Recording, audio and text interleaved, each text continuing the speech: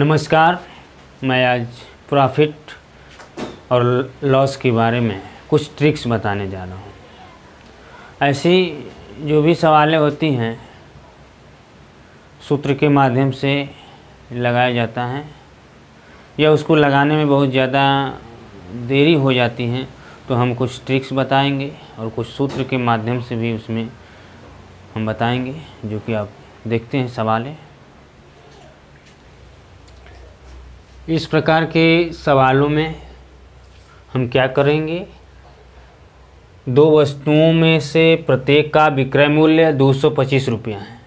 इसमें से एक को 20% लाभ पर बेचा जाता है, जबकि दूसरे को 20% हानि पर। तो प्रतिशत लाभ या हानि क्या होगा? तो इसके लिए जब विक्रय मूल्य दिया हो और लाभ और हानि बराबर हो, तो हम इसके लिए शॉर्टकट ट्रिक्स हम लिख सकते हैं। x का स्क्वायर बटा के 100, x का स्क्वायर बटा के 100। x का स्क्वायर बटा के 100 क्यों हम लगा रहे हैं? प्रतिशत। जब विक्रय मूल्य में लाभ और हानि बराबर बता रहा है, इससे विक्रय मूल्य से कोई लेना देना हमें नहीं है। हमें केवल ये जानना है कि प्रतिशत लाभ हानि क्या होगा। तो हम इस सूत्र के माध्यम से, इस ट्रिक्स के माध्यम से हम निकाल सकते हैं। जैसे x स्क्वायर क्या है? लाभ और हानि। तो 20 का स्क्वायर बटा के 100। तो इसके लिए हम क्या करेंगे? 20 गुणे 20 बटा के 100, माने ये 0 से 0 कट गया, 2 दूना के 4%। ये हमारा आंसर हो गया। ये 4% वाला हमारा आंसर हो गया। इसमें विक्रय मूल्य से कोई लेना देना नहीं है, केवल हमें ये मालूम करना है कितना % लाभ हो रहा है और कितना % हानि पर बेचा जा रहा है। बस उसी तरह हम तुरंत इसको हल कर लेंगे। आगे देखते हैं सवालें इस तरह की। किसी वस्तु का विक्रय मूल्य कितना प्रतिशत बढ़ाकर लिखा जाए कि 20% छूट देने के बाद भी 10% का लाभ हो। किसी वस्तु का मूल्य कितना प्रतिशत बढ़ा जाए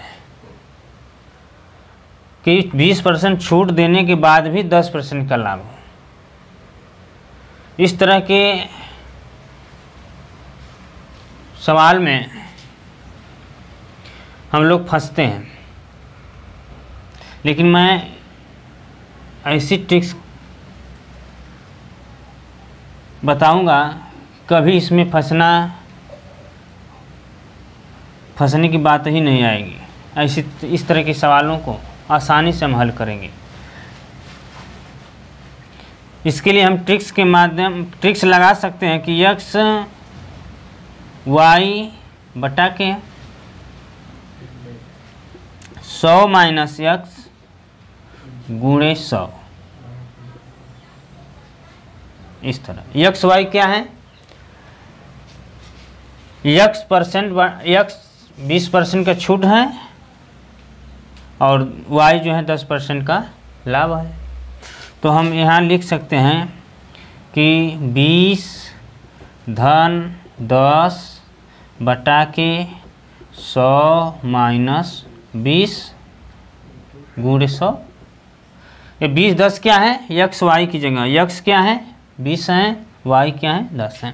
जब इस तरह के प्रश्न आएगा तो हम इस तरह इसी पर रख करके हल कर लेंगे। तो 20 10 यहाँ 30 हो गया, यहाँ 100 में से 20 गया 80 गुणे 100।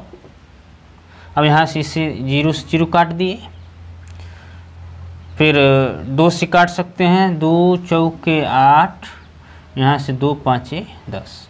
फिर 2 से काट सकते हैं, 2 दूना की 4, 15 दूना का 30। यहाँ 15 गुणे 5 बटा के 2 हो गया, माने 75 बटा के 2 हो गया। तो 75 बटा के 2 का आधा करेंगे तो कितना हो जाएगा? 37.5 5%। यही हमारा आंसर हो गया। इस ट्रिक के माध्यम से हम अपना आंसर निकाल सकते हैं तुरंत। आगे देखते हैं कि इस तरह के सवाल हैं और आसानी से कैसे हम हल कर सकते हैं। देखते हैं, बहुत आसान तरीका से हम हल करते हैं। किसी वस्तु को 56 रुपया में बेचने पर उतना ही प्रतिशत लाभ होता है जितना वस्तु का क्रय मूल्य है। तो वस्तु का क्रय मूल्य बताइए। फिर से सवाल पढ़िए। किसी वस्तु को 56 रुपया में बेचने पर उतने ही प्रतिशत लाभ होता है जितना वस्तु का क्रय मूल्य है। माने वस्तु का जितना क्रय मूल्य है उतना लाभ होता है। फिर तो पूछ रहा है कि वस्तु का क्रय मूल्य कितना है। तो हम पहले क्या करेंगे कि कितना रुपया में बेच रहा है, 56 रुपया में बेच रहा है। तो इस 56 रुपया को ऐसे 2 भागों में तोड़ेंगे। देखिए तरीका, ऐसे 2 भागों में तोड़ें, इसका गुणनखंड करें कि दोनों भाग का अंतर जो है डिफरेंट 10 हो। ऐसा भाग तोड़ना पड़ेगा कि दोनों का डिफरेंट जो है 10 होना चाहिए। ये लाभ की स्थिति में, जैसे 56 को हम तोड़ेंगे तो 14 चौके 56, 14 चौके 56, मैंने 14 का जो गुणा 4 में करेंगे 56 हो गया। इसका डिफरेंट भी तो 14 माइनस 4, इसका डिफरेंट 10 हो गया। तो हमेशा ऐसा तोड़ेंगे कि डिफरेंट 10 ही हो, ऐसा हो। तो फिर हमारा ये टूट गया, 14 माइनस 4 बराबर 10 हो गया। तो हमें ये मालूम हो गया कि हमारे गुणनखंड सही है, कि अंतर 4 और अंतर 10 हो रहा है। फिर उसके बाद देखेंगे, अब टूट गया तो इसको देखेंगे कि सबसे छोटी संख्या, सबसे छोटी संख्या क्या है इन दोनों में से, 4 है। तो हमारा आंसर बस आ गया। हमारी छोटी संख्या जो होगी दोनों में से, वो छोटी संख्या को लिख करके उसके आगे एक 0 बढ़ा देंगे, यही उसका क्रय मूल्य होगा। तो वस्तु का क्रय मूल्य कितना हो गया, 40 रुपया। वस्तु का क्रय मूल्य कितना हो गया, 40 रुपया। यही हमारा आंसर हो गया। इस तरह से हम हल कर सकते हैं। इसी तरह दूसरे टॉपिक, उसी टॉपिक के अनुसार ये सवाल है। एक कुर्सी को ₹75 में बेचने पर उतने ही प्रतिशत लाभ होता है जितने की कुर्सी है। कुर्सी का क्रय मूल्य कितना है। अभी हमने बताया पीछे कि जितना भी लाभ होता है उतना ही क्रय मूल्य है इस सवाल के अंतर्गत। तो हमें कुछ करना नहीं है, जो विक्रय मूल्य दिया है उसको गुणनखंड करना है। ऐसा गुणनखंड करना है कि दोनों का अंतर 10 हो। हमेशा लाभ की स्थिति में, इसमें लाभ हो रहा है तब ऐसा नियम लागू हो रहा है। जब लाभ होगा तो ये हमारा नियम इस तरह कि जब लाभ होगा तो उसका गुणनखंड हम करेंगे विक्रय मूल्य का, कि जिसका अंतर 10 हो। तो हमें विक्रय मूल्य कितना है, 75 रुपया। तो 75 रुपया गुणनखंड हम करेंगे, ऐसा 2 भागों में गुणनखंड करेंगे कि उसका अंतर 10 हो। तो हमें मालूम हो गया कि इसका जो है 15 पचे 75, सीधा सीधा मालूम हो जाएगा कि 15 पचे 75, 15 में से 5 जाएगा तो 10, माने अंतर 10 हो रहा है, इसलिए हमारा ये गुणनखंड सही है।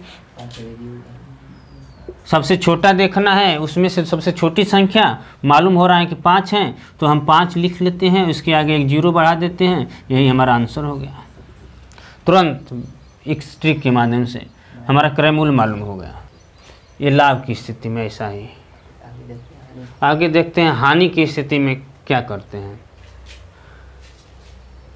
इस तरह हानि होने की सवाल में देखते हैं। किसी वस्तु को 25 रुपये में बेचने पर उतने ही प्रतिशत की हानि होती है जितनी वस्तु का लागत मूल्य है, माने जितना क्रय मूल्य है उतना ही हानि भी होती है।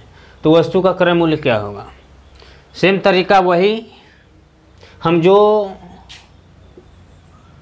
विक्रय मूल्य दिया है उसको 2 भागों में बांटेंगे, माने गुणनखंड करेंगे। ऐसा गुणनखंड लाभ की स्थिति में गुणनखंड का अंतर 10 आ रहा था। इसमें ऐसा गुणनखंड करेंगे कि योग जो है 10 आना चाहिए। उसमें अंतर 10 आ रहा था लाभ की स्थिति में, और हानि की स्थिति में अब अंतर जो है नहीं, अब योग आना चाहिए 10। जैसे 25 है, 25 का तोड़ेंगे 2 भागों में तो 5 5 5 5 25। देख लेते हैं इसका, 5 + 5 10 आ गया। माने हानि की स्थिति में उसका योग करेंगे 10 आना चाहिए। हमारी संख्या मालूम हो गई। जो सबसे बड़ी संख्या होगी उसमें छोटी संख्या थी, लेकिन हानि की स्थिति में हमें बड़ी संख्या लेना है, लेकिन इसमें दोनों बराबर हैं, इसलिए हमें बड़ी संख्या कोई में इसमें ज्ञात नहीं हो रहा है, सिर्फ दोनों बराबर हैं, इसलिए कोई संख्या इसमें से ले लेंगे। मैंने 5 ले लिया और इसके आगे 0 बढ़ा दिया है, यही हमारा आंसर हो गया। माने हानि की स्थिति में, जब हानि की स्थिति रहेगी तो उसमें हमेशा बड़ी संख्या लेंगे और उसके आगे 0 बढ़ा देंगे। लाभ की स्थिति में जब रहेगा, लाभ की जब स्थिति रहेगी तो छोटी संख्या लेंगे और उसमें 0 बढ़ा देंगे। हानि में क्या करना है, गुणनखंड को जो तोड़ना है उसका योग होना चाहिए 10, और लाभ वाले में हमें क्या करना है, जो गुणनखंड टूटेगा उसका अंतर होना चाहिए 10। इस तरह से हम जो है इस ट्रिक के माध्यम से ऐसे सवालों को आसानी से हम लगा सकते हैं। सब्सक्राइब कीजिए हमारे चैनल को और दबाइए इस बेल आइकन को हमारा आने वाला वीडियो सबसे पहले देखने के लिए।